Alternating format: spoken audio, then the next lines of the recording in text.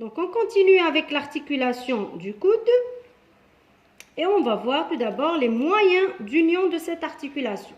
Donc, l'articulation du coude est un complexe articulaire formé de 3 articulations qui sont maintenues dans une même cavité articulaire. Donc, il existe une seule capsule articulaire pour les 3 articulations. Cette capsule s'insère tout d'abord sur l'humérus.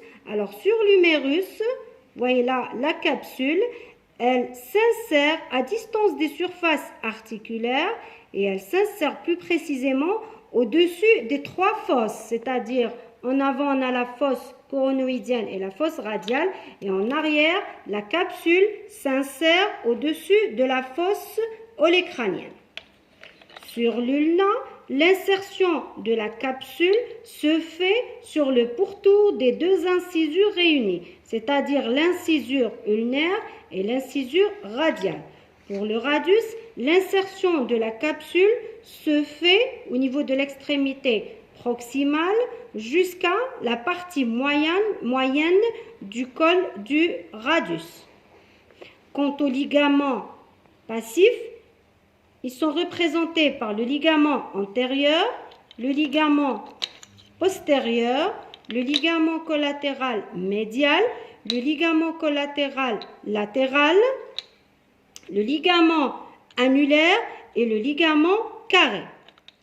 Donc, tout d'abord, les ligaments extracapsulaires sont représentés par le ligament antérieur, le ligament postérieur, le médial et le latéral. Le ligament annulaire et le ligament carré sont des ligaments intracapsulaires. Le ligament antérieur est un épaississement antérieur de la capsule. Il présente un faisceau oblique qui est tendu de l'épicondyle médial jusqu'au ligament annulaire et il va former le ligament oblique du coude.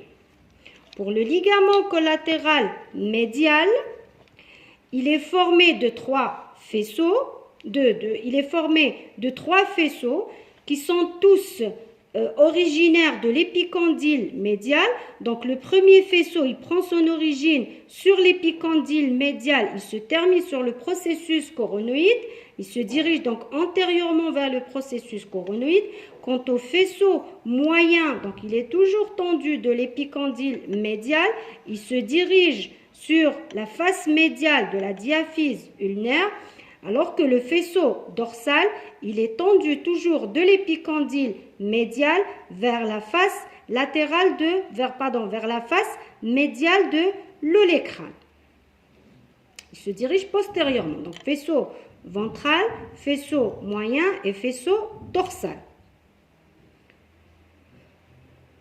Le ligament collatéral latéral présente également 3 faisceaux. Un faisceau ventral qui est tendu de l'épicondyle latéral jusqu'au bord antérieur de l'incisure radiale de l'ulna. Le faisceau moyen prend également son origine sur l'épicondyle latéral. Il se dirige vers le bord postérieur de l'incisure radiale de l'ulna. Quant au faisceau postérieur, donc il est tendu toujours de l'épicondyle latéral et il se dirige dorsalement vers l'olecrâne. Le ligament dorsal est formé et disposé en 3 plans. Tout d'abord, le plan le plus superficiel, il est formé par 2 ligaments obliques qui sont tendus de part et d'autre de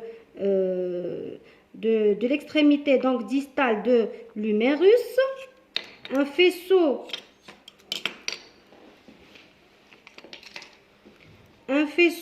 horizontal moyen et un faisceau profond vertical. Donc 3 plans, donc il est disposé en 3 plans, un plan vertical profond, un plan horizontal moyen et un plan superficiel oblique.